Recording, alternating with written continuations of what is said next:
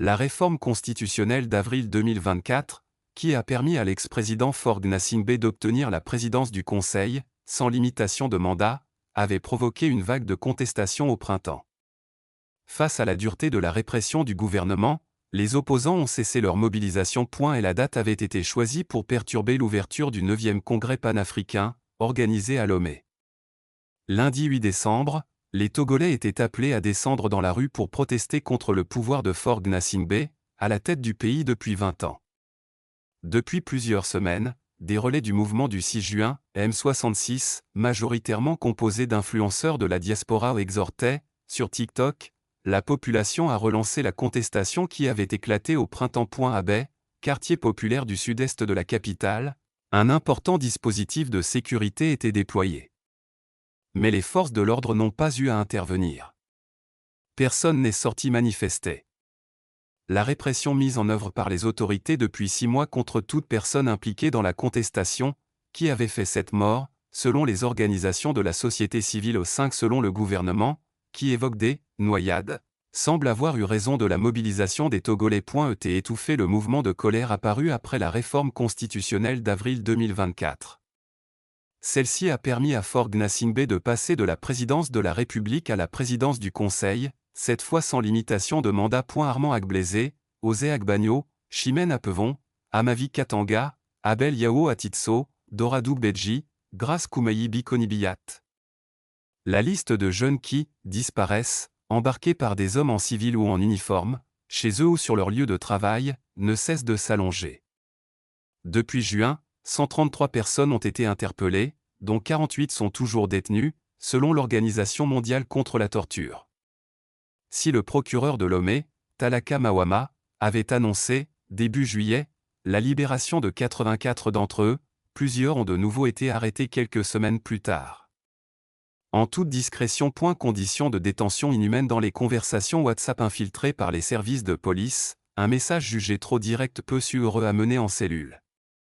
C'est ce qui est arrivé à Doradou Bedji, arrêté le 30 juin et emprisonné avec son nourrisson rendu depuis à sa famille. Amegaj Kossi, père de famille, a, lui, été interpellé pour avoir conservé des mégaphones et des tracts confiés par un manifestant. Le cas de Grace Koumayi Bikonibiyat, sage-femme et activiste arrêtée une première fois le 6 juin, lors des manifestations, a particulièrement choqué l'opinion. Libérée, la jeune femme tentait de porter plainte pour torture lorsqu'elle a de nouveau été arrêtée, le 3 octobre. Elle reste incarcérée et assure avoir été victime de viols en détention ou des allégations que la gendarmerie a jugées infondées, mi-novembre. Tout est fait pour que, au niveau de la société civile, on ne puisse plus s'exprimer ni faire des actions de terrain ni mobiliser la population, dénonce David Dosset, coordinateur de l'organisation Tournons la page Togo, dont 2 jeunes membres ont été arrêtés, fin août. Les violations des droits de l'homme sont devenues systématiques sur toutes les personnes qui sont interpellées, ajoute Monzoloe Atkolikao, le président de l'association des victimes de la torture au Togo, Asvito, décrivant un climat de terreur. Dans une lettre écrite depuis sa cellule début décembre, Abel Yao Atitso, secrétaire général d'une association étudiante, arrêté début septembre pour avoir dénoncé l'état des routes, la cherté de la vie et demandé des réformes éducatives. Une alternance démocratique et la démission de Faure Gnassingbé, rapportent des conditions de détention dramatiques. À la prison civile de Lomé, des cellules de 4 mètres sur 6 contiennent jusqu'à 126 personnes. L'établissement, prévu pour 600 détenus, en compterait 2800. Les conditions d'incarcération sont décrites comme inhumaines depuis plusieurs années par le collectif des associations contre l'impunité au Togo et le Comité contre la torture des Nations Unies, lequel avait demandé, en 2019, au Togo de fermer la prison. Selon l'Asvito, 37 détenus politiques y sont en grève de la faim depuis le 8 novembre pour obtenir leur libération. Quant à Marguerite Gnakadé, ancienne ministre des Armées, 2020 à 2022, qui demandait la démission de Faure Gnassingbé avant d'être arrêtée le 17 septembre, elle reste en résidence surveillée. Traumatiser les populations, en parallèle, les autorités ont renforcé le contrôle de l'espace numérique. Entre fin juin et octobre, Facebook, TikTok et YouTube ont été ralentis ou restreints. En octobre, le procureur de Lomé annonçait des sanctions sans compromis pour toute publication jugée diffamatoire ou susceptible de provoquer la haine, évoquant même une complicité par approbation, pouvant criminaliser un simple « j'aime » sur les réseaux sociaux. Et la presse locale n'est pas épargnée. Le 24 novembre, 3 organisations de journalistes ont signalé des intrusions suspectes dans leurs bureaux et des vols de matériel.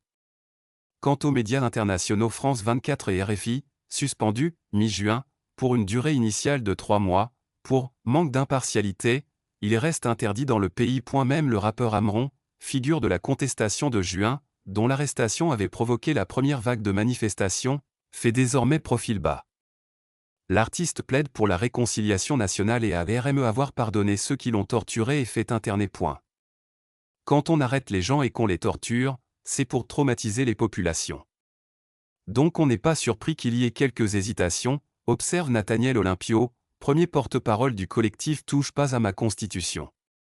Mais, ce n'est qu'une question de temps.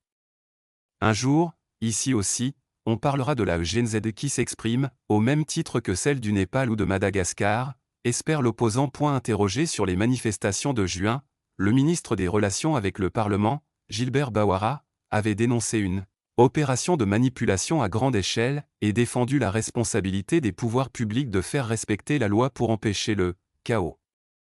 Contacté par Le Monde pour réagir aux accusations de répression, sa collègue, Yawa Kwigan, porte-parole du gouvernement, a dit ne pas avoir d'informations mais appeler les potentielles victimes à porter plainte en bonne et due forme.